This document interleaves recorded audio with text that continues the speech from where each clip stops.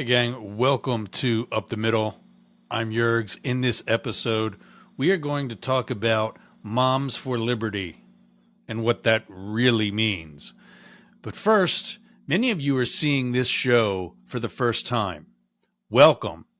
Congratulations for taking the initiative to learn the truth about your country. I'm not going to lie to you. I don't need to. I've retired with a good pension. I've got a good life. But many of you, in this case, for today's episode, have kids in school and are in the process of electing a new school board. So first, I need to tell you a little bit about me and why you should consider me an expert in some of the things we're going to discuss today, in past, and in future episodes. 1995, I graduated from Penn State University with a degree in history and political science. You remember on or around that time, there was a very big explosion in the Midwest. It was blamed on terrorists. It was caused by terrorists, but not the terrorist we all thought. Enter Timothy McVeigh and Terry Nichols. And of course, the explosion was the Oklahoma City bombing. I was a history major at Penn State when that happened, and I was put in charge by Dr. Arthur Goldschmidt to keep the class up to date on anything that happened with regards to the FBI's investigation. Since then, I graduated from Penn State University, and in 1988, went to a small bodyguard school in the main line of Pennsylvania near Westchester and Radnor, that area, run by a company called Seraph Security. In 1999, I went to the Reading Police Academy. In 2000, to the Federal Law Enforcement Training Center, where I began my 21-year career with the Secret Service and graduating from the Criminal Investigator Training Program. In 2001, I completed my training by graduating from the Rowley Training Center in Beltsville, Maryland. That was the special agent training course. And on Saturday, March 30th, 2001, the 20th anniversary of the Reagan assassination attempt, I was handed my credentials by Director Brian Stafford and began my career as a Secret Service special agent.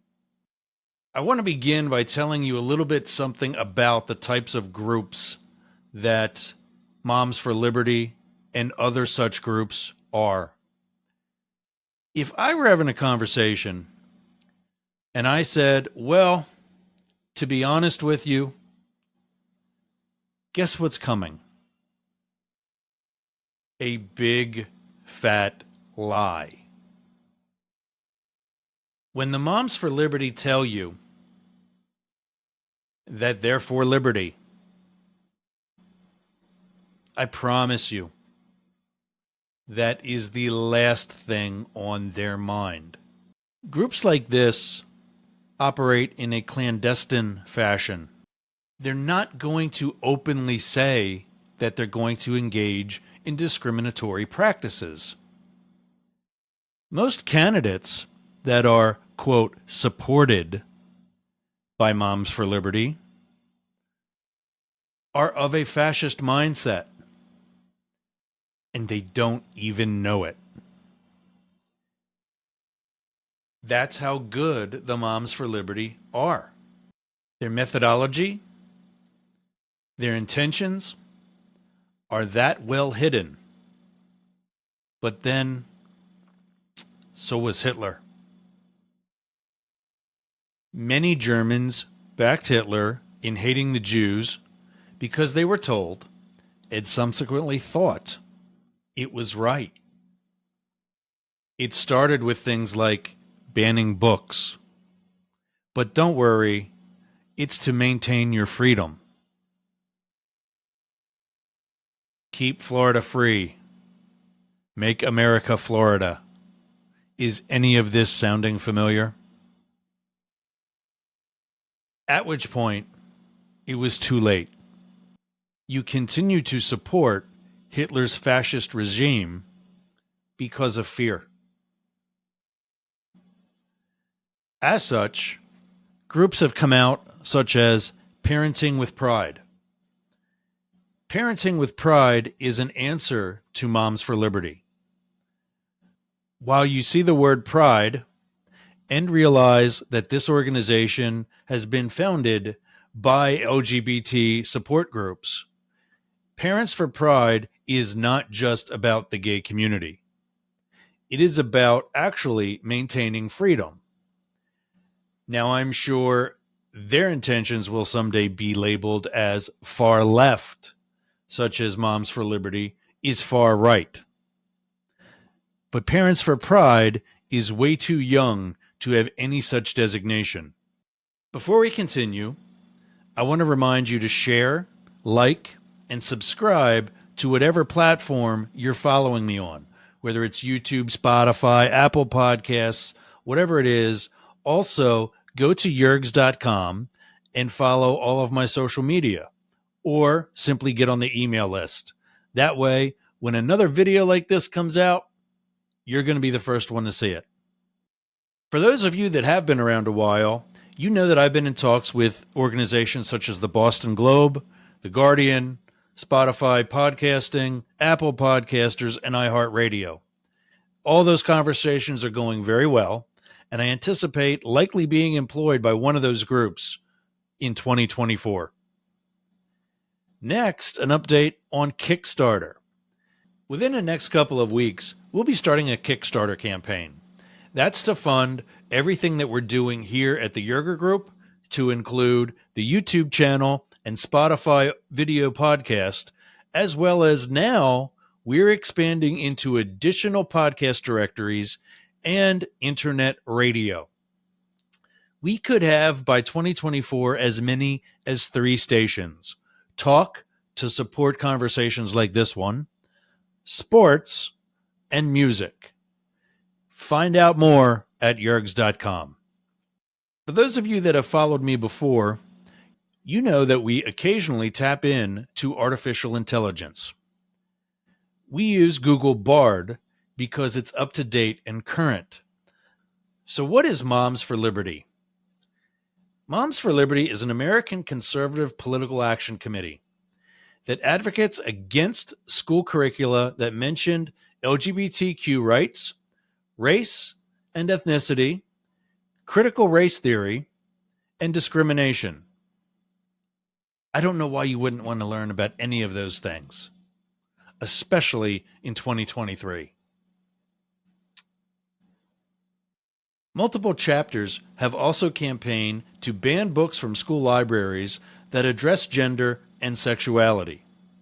Founded in 2021, the group began by campaigning against COVID-19 protections in schools, including mask and vaccine mandates, because they know more than scientists. They decided to pray it away and maintain their free society. However, I just recently learned this. Here in free Florida, the city of Tampa had more COVID fatalities than the entire continent of Australia. Just the city of Tampa. Well done, DeSantis. Moms for Liberty is influential within the Republican Party.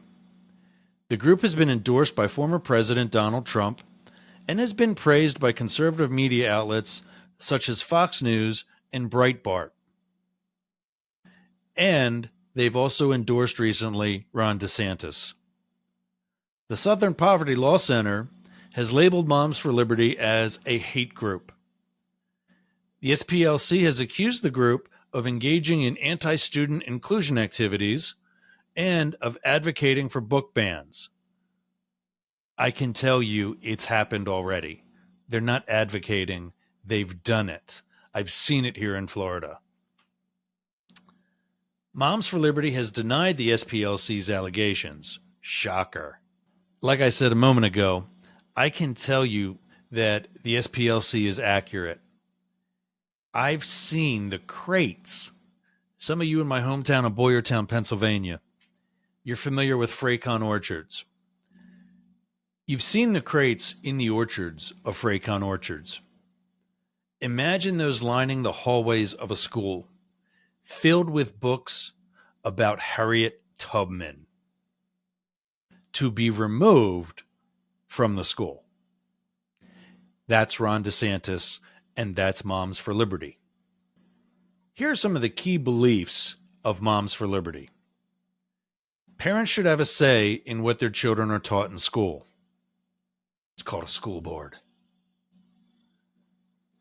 School should not teach critical race theory. By the way, the definition of critical race theory. Critical race theory, or CRT, is an academic and legal framework that's more than 40 years old that denotes that systemic racism is part of American society. Think of the ghetto right now. You thinking? Who lives there? Now imagine that person's white. They're also against books that address gender and sexuality and believe they should not be in school libraries because these moms do a great job of teaching sex. They're against mask and vaccine mandates in schools and that they are a violation of parental rights. No, they're not. Moms for Liberty has been criticized for its opposition to critical race theory, which is a framework for understanding racism that is based on the idea that racism is systemic and not just the result of individual prejudice. Critics of critical race theory argue that it is divisive and that it teaches children to see themselves as victims. I never thought I was a victim. Moms for Liberty has also been criticized for its effort to ban books from school libraries. In 2022, a Moms for Liberty chapter in Williamson County, Tennessee, demanded that the school board remove a book about Martin Luther King Jr. and the March on Washington from school libraries. I have a dream. The chapter argued that the book was anti-American, anti-white, and fucking anti-Mexican.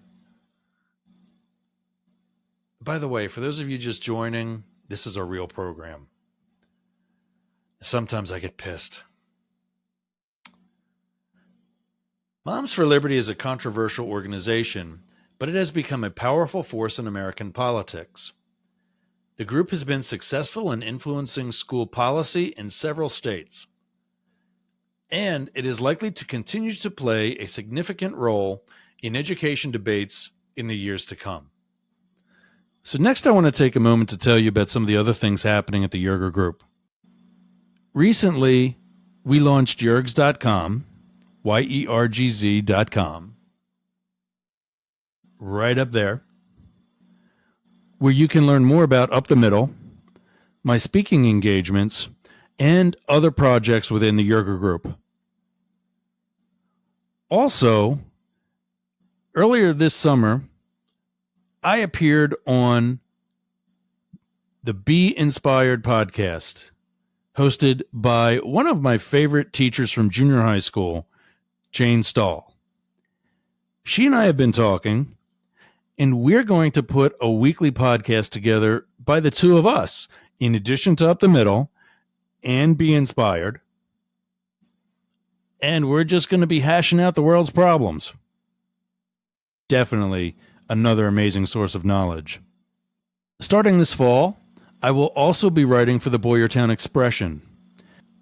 You can find that at boyertownareaexpression.town.news. The link will be in the comments.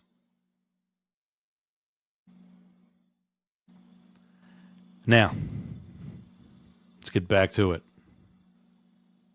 So how does Moms for Liberty influence school boards? Moms for Liberty influences school boards in a number of ways. The group organizes and trains parents to attend school board meetings. Moms for Liberty chapters provide training and support to parents who want to get involved in school board politics. This training can help parents to understand the school board process, to develop effective speaking skills, and to build relationships with other parents and community leaders. None of that is bad. But what they're not telling you, and what's been proven, is that in this training, you learn their beliefs, and it's pushed on you. Donna Savage wrote me and told me about a neighbor of hers who had a Moms for Liberty sign in her front yard. When she approached the neighbor and told her what Moms for Liberty was all about, the lady was shocked and said, "But they were so nice." Exactly. They are nice to your face. They do reel you in and keep you until it's too late and you can't get out. Moms for Liberty campaign for and against school board candidates. Donna just sent me a flyer that was on glossy paper, was clearly professionally printed. And this is what the far right does. These are the school candidates that we support. Literally 2 sentences later, they said that it was not an endorsement. When you go to print a flyer that you're passing around a neighborhood on glossy paper, edited, put together, very professionally designed, not just typed out on paper and handed out. This was sent to a printer. This was money spent. This was time designing. That is an endorsement. Moms for Liberty chapters endorse and campaign for school board candidates who share their views on education policy or can be influenced to push those views. The group also works to defeat school board candidates who they believe are not aligned with their goals. Does the first sound a little bit more like an endorsement? They've also filed lawsuits against school districts. Moms for Liberty chapters have filed lawsuits against school districts in several states over issues such as mask mandates, critical race theory, and book banning. These lawsuits have had a significant impact on school policy and have helped to raise awareness of Moms for Liberty's agenda. They lobby state and federal lawmakers. Moms for Liberty chapters lobby state and federal lawmakers to pass legislation that aligns with their goals and education policy. The group has been successful in getting legislation passed in several states that restricts the teaching of critical race theory and that forces schools to ban books. Moms for Liberty uses social media to spread its message. They have chapters that use social media to spread their message and to recruit new members. The group has a large following on Facebook, Twitter, and Instagram, and it uses these platforms to share news stories, to organize events, and to mobilize its members. Moms for Liberty has been successful in influencing school boards in several states. The group has helped to elect conservative school board members, to pass legislation that restricts the teaching of critical race theory, and to ban books from school libraries. Moms for Liberty is likely to continue to play a significant role in education debates in the years to come. If you have more questions about Moms for Liberty, please contact me at the website above, or just simply email that website, Yergz, spelled that way, at yergz.com. Thanks for watching, and I'm happy to help and continue your education on Moms for Liberty and other extremist groups from both the right and the left. You've been up the middle.